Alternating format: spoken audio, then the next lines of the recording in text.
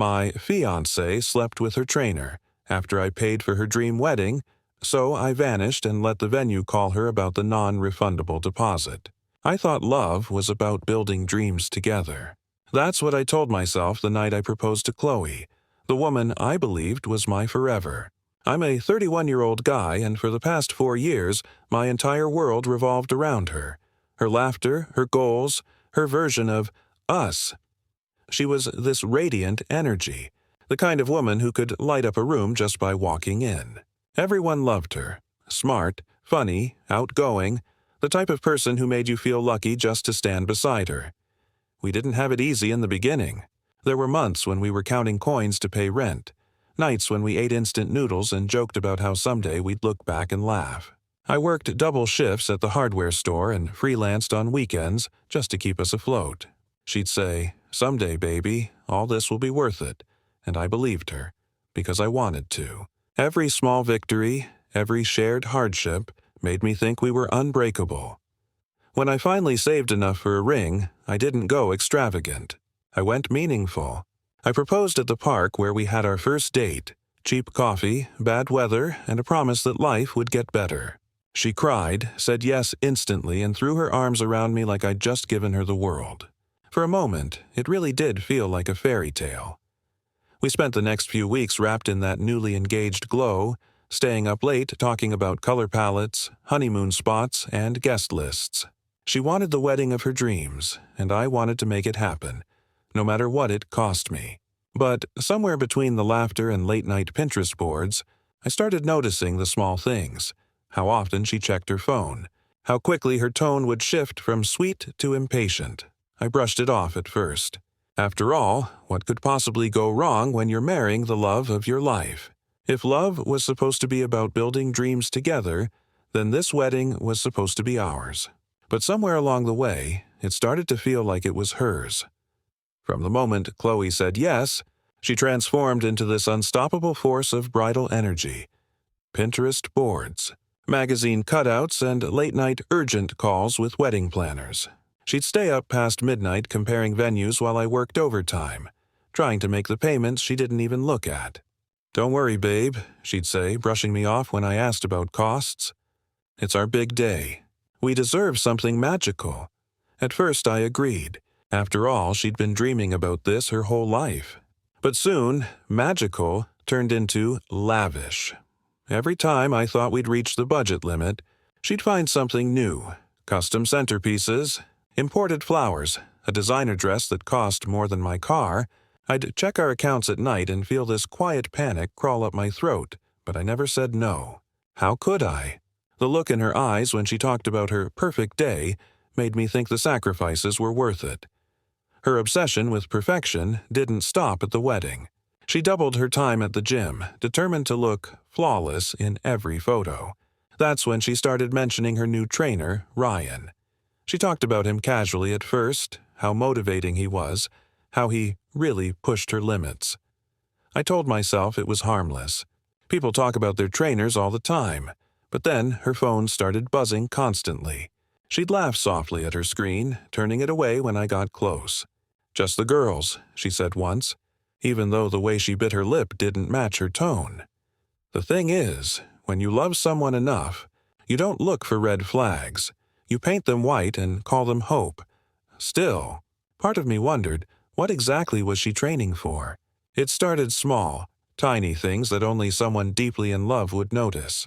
Chloe used to text me all the time during work. Little things like "miss you" or "can't wait for dinner." But lately, my phone stayed quiet. When I'd come home, she'd be sitting on the couch scrolling through her phone with a faint smile that disappeared the second she looked up and saw me. "Long day?" I'd ask. "Yeah," she'd mumble, eyes flicking back to the screen. "Just tired." At first I believed her. Planning a wedding could be stressful, right? But then it wasn't just tiredness, it was absence. Even when she was next to me, she wasn't there. Conversations turned into one-word replies, affection became routine, and the warmth that used to fill our home started fading into silence. One night, I came home early and heard her voice through the bedroom door, soft, intimate, like the tone you use when you're trying to sound close to someone. "You make me feel alive again," she whispered. My chest tightened as I froze in the hallway. For a moment, I couldn't breathe. When I stepped inside, she jumped, clutching her phone like it was a secret. "Who were you talking to?" I asked. She rolled her eyes, scoffing. "Oh my God, seriously?" "I was just talking to Jenna about the bridesmaid dresses." But her tone, sharp, defensive, didn't sound like Chloe. It sounded like someone trying too hard to cover their tracks. I tried to shake it off. Maybe I was being paranoid. Maybe the stress, the money, the endless planning. It was all getting to both of us. I told myself that love was about trust. But that night, as she slept next to me, I caught a glimpse of her phone lighting up again. A message preview flashed before it disappeared. "Can't wait to see you tomorrow. R." And just like that, the first crack in our fairy tale turned into something I couldn't ignore. If someone had seen us from the outside, they would have thought we were the perfect couple. Chloe made sure of that. Every week, she posted new engagement photos, her hand flashing the ring I spent years saving for, captions about finding your soulmate, hashtags about true love. She looked radiant in every post, her smile effortless, her tone affectionate. And in every one of them, I was just a prop, the proud fiancé in the background of her fairy tale. At home, though, it was different. I'd scroll through her feed while sitting right beside her, looking at a version of us that didn't exist anymore. The Chloe I saw online was all soft light and tenderness. The one beside me barely spoke. "Do you really have to post every day?" I asked one night, half joking, half exhausted. She didn't even glance up from her phone. "It's my account, babe. I'm just excited." Isn't that what people do when they're in love? Her words hit like ice, because I was in love, and she was performing it. What made it worse was Ryan, the trainer. He started appearing in her comments. Little hearts, fire emojis, inside jokes that I didn't understand.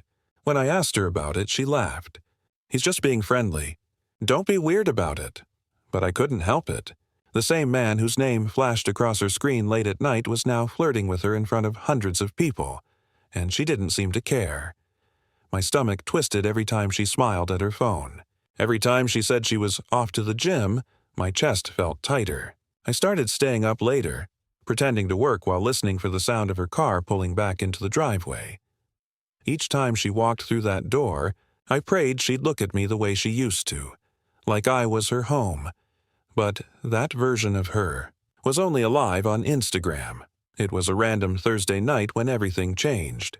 I was half asleep on the couch, the TV flickering in the background when my phone buzzed with a message from Jenna, one of Chloe's closest friends. We weren't particularly close, so seeing her name light up my screen instantly made my heart skip. "Hey," she wrote. "I don't know how to say this, but you need to know what's going on." My stomach dropped. I called her immediately, voice trembling. "What do you mean? What's going on?" She hesitated. "I shouldn't even be telling you this. But Chloe and Ryan, they've been spending time together outside the gym. Like, a lot. I felt my body go cold." "What do you mean, spending time?" Jenna sighed, her voice low. "She told us you were okay with it. That you two have an understanding. But last weekend, they were at a hotel near the beach. I saw them, and it didn't look like training. I didn't say anything for a long time. Just silence, broken only by my own heartbeat." Jenna sent screenshots next. Photos of them at the smoothie bar, hands brushing, eyes locked in that way that tells you two people are past the point of innocence. Then came the message history. Late-night texts, flirty comments, emojis I'd seen 100 times before. Only now they weren't for me. When Chloe got home that night, she acted normal. Smiled, kissed my cheek, asked what I wanted for dinner, and I smiled back. Because something inside me snapped, not in anger, but in clarity. She thought she was fooling me. But from that moment on, I wasn't the clueless fiancé anymore. I decided to stop confronting and start observing. I was done asking questions. It was time to collect answers. For the next few weeks, I played my part perfectly. I smiled when I had to, nodded through her stories, and acted like the man who was still blissfully in love. Every "I love you" from her sounded like a lie now, but I echoed it anyway because pretending gave me time and control. She thought she'd fooled me, but she had no idea I was already documenting everything. I saved screenshots, bank statements, invoices, all the proof I'd need when the truth finally came crashing down. I wasn't sure yet what I'd do, but I knew I wasn't going to be the fool she expected me to be. The wedding planning carried on like a stage play. Chloe would gush to her friends about the incredible venue and how lucky she was to have a fiancé who took care of everything. Each word twisted in my chest, but I stayed calm. I watched her performance, nodding like a proud audience member. Then came the final deposit for the venue, $5,000. She texted me, "Babe, can you just transfer it today? They're holding our date." I told her I'd handle it. And I did. But I made sure the booking was under my name, not ours. For the first time in months, I felt a strange sense of power return. It wasn't revenge yet. It was insurance. That night, as she scrolled through her phone beside me, I stared at her reflection in the dark TV screen. She looked so comfortable in her deceit, so certain that I was still in the dark. She didn't notice my quiet smile, the kind that hides an entire storm behind it. Because love might have made me blind once. But now, I was wide awake. And Chloe had no idea what was coming next. It was a Thursday night, the kind where the air feels heavier for no reason. Chloe had told me she'd be at the gym late, training hard before the wedding. Normally, I would have taken her word for it. But that night, something in me said, "Go see for yourself." I drove there without really knowing what I expected to find. The parking lot was almost empty when I pulled in, but her car was there, parked crooked like she'd rushed inside. The gym lights were dim except for the glow of the back room. I walked closer, my footsteps echoing on the concrete. Through the tinted glass, I saw movement. Two silhouettes pressed too close for it to be training. For a second, my brain refused to register what my eyes saw. Chloe, my fiancé, wrapped around Ryan, kissing him like she'd never kissed me before. His hands on her waist, her laughter, soft, intimate, real. The sound cut through me like glass. I stood there, frozen. My heart didn't even beat. It was like watching my whole life collapse quietly behind a pane of glass. All the extra shifts, the sacrifices, the sleepless nights working to afford her dream wedding, they all played back in my mind like a cruel montage. I didn't burst in. I didn't shout or make a scene. I just turned around, walked back to my car, and sat there staring at the steering wheel. My hands shook, but no tears came. Just silence. A deep, numbing silence. When I finally drove home, I realized I wasn't angry anymore. Anger meant I still cared, but what I felt was colder than that. Emptiness mixed with something sharp. She'd destroyed the man who believed in her. But what she didn't know was that she'd just created someone far more dangerous. Because from that night on, I wasn't going to be her victim. I was going to be her consequence. The morning after I caught them, I woke up before sunrise. Chloe was still asleep beside me, her breathing steady, peaceful, like someone who'd never done anything wrong. I stared at her for a long time, wondering how she could look so innocent while being capable of something so cruel. That was the moment I knew. I couldn't confront her. Not yet. She didn't deserve an explanation, or even the satisfaction of a fight. She deserved silence. I went through the day like a ghost. At work, I closed my accounts, withdrew what was mine, and set up new ones under a different bank. I called the wedding vendors, venue, photographer, florist, and slowly shifted every contract into her name. All prepaid, all non-refundable. Each transfer was another nail in the coffin of what we once had. At home, I was calm, detached. I made dinner. I laughed at her jokes. She didn't notice that my laughter was hollow or that I'd already started packing my essentials. A few clothes, my passport, and the engagement ring receipt I planned to keep as a reminder of what love shouldn't look like. That night, she mentioned the gym again. "Ryan's adding an extra cardio session tomorrow," she said casually, sipping her smoothie. I smiled. "You should go. You've worked hard. You deserve it." She kissed my cheek, thinking I was supportive. But in my head, I was already gone. Before going to bed, I left my apartment key on the counter beside a stack of neatly organized receipts. Every dollar she'd demanded, every deposit she'd begged for, it was all there, proof of what her greed had cost. By dawn, my phone was off, my car was packed, and my heart felt strangely light. I didn't leave her with anger. I left her with everything she said she wanted, except me.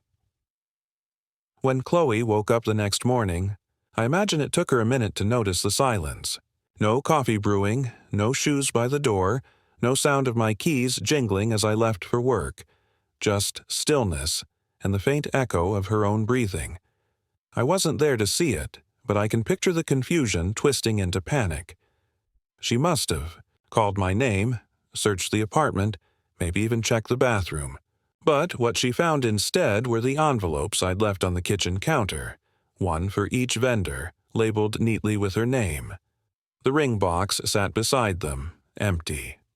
Her first text came at 8:17 a.m. "Where are you?" Then another. "Babe, this isn't funny." Then a dozen missed calls. By noon, the tone had shifted.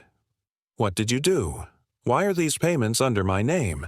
They said they can't refund anything," because by that point the venue had already called her, asking how she wanted to proceed with the final arrangements, since the contract now listed her as the sole client responsible for the non-refundable $12,000 deposit. I'd made sure every trace of me was legally untouchable. I turned off my phone before I could see the flood that followed. Somewhere deep down, I wanted to feel guilt, but I didn't. All I felt was a strange calm, like I'd finally exhaled after holding my breath for too long. That evening, I checked into a small cabin 2 states away. No TV, no signal, just quiet. For the first time in months, I ate dinner without my stomach twisting. I stared at the fire and realized I wasn't angry anymore. I was free. Meanwhile, Chloe was facing the one thing she'd never planned for, a life without control. And the storm was only just beginning for her. It didn't take long for the story to spread. I wasn't following anyone, but word travels fast when someone like Chloe lives for attention. A week after I disappeared, my buddy Mark sent me screenshots from social media. Chloe had gone silent. No posts, no stories, no inspirational captions about true love or soulmates. Her last upload was still that smiling engagement photo, frozen in time. The comment section, though, told a different story. Rumors started leaking from the gym. Someone had seen Chloe and Ryan together after hours. Then someone else mentioned they were caught kissing in the parking lot. Within days, screenshots from the gym's group chat hit the internet. Pictures of them laughing, hugging, even leaving in the same car. The perfect image Chloe had built online was now cracking wide open for everyone to see. Her family, who had once adored me for being so stable and reliable, turned on her. Her mom reportedly called me, apologizing through tears, but I didn't answer. The last time we'd spoken, she'd told me, "You're so lucky to have Chloe." Now she knew how wrong she was, and Ryan. He vanished faster than I did. As soon as the gossip spread and the gym owner caught wind, he resigned to avoid being fired. He blocked Chloe on everything, leaving her alone to face the mess she'd made. I watched all of it unfold from my quiet cabin. No gloating, no revenge posts, just quiet satisfaction. She'd wanted the world to see a perfect love story. Now they were seeing the real one, unfiltered and raw.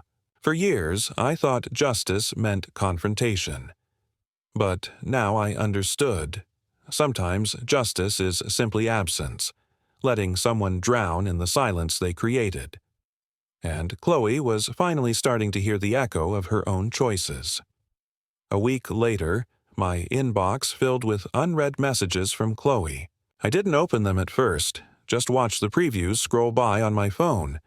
Please, just talk to me. We can fix this. I messed up. I'm sorry. There were dozens, maybe more, each one a different shade of desperation, but I couldn't bring myself to reply. I had nothing left to say that wouldn't destroy me all over again. Then one morning I woke up before dawn and finally wrote her back. It wasn't a rant. It wasn't cruel. It was precise, controlled, the kind of message you send when you've already said your goodbye in silence. It read, "I hope the wedding is everything you dreamed of." I attached every document I had, copies of the vendor contracts, all transferred under her name, the invoices she insisted I pay, and screenshots of her messages with Ryan. No accusations, no insults, just proof, and at the very end, one final line. "Consider it my wedding gift to you and Ryan." Then I hit send. It took less than an hour for her to reply, a long, incoherent message full of apologies, self-pity, and pleas for forgiveness. I didn't read past the first sentence. I deleted it, blocked her, and turned my phone off. That night, I imagined her sitting alone in that apartment, surrounded by receipts, her own lies staring back at her in black and white. All the control she once had was gone, replaced by consequences she couldn't manipulate or delete. And for the first time, I didn't feel angry or broken. I just felt done. She had always wanted her dream wedding. I had finally given it to her, just not the way she expected. Months passed before I finally felt like I could breathe again. The cabin that once felt like a hideout started feeling like home. Mornings became simple. Black coffee, quiet sunrises, and the kind of silence that didn't hurt anymore. I stopped checking my phone for closure because I'd already found it. Sometimes healing doesn't come from confrontation. It comes from walking away without looking back. Chloe tried to reach out again through mutual friends this time. She'd changed, they said. She'd learned her lesson. But every message ended with the same tone of guilt, not remorse. I didn't respond. I didn't need to. The man who once lived to please her no longer existed. One night, Mark called to tell me the story had gone viral online. Someone had posted a thread titled, "Guy disappears right before his wedding. Bride stuck with entire bill after cheating."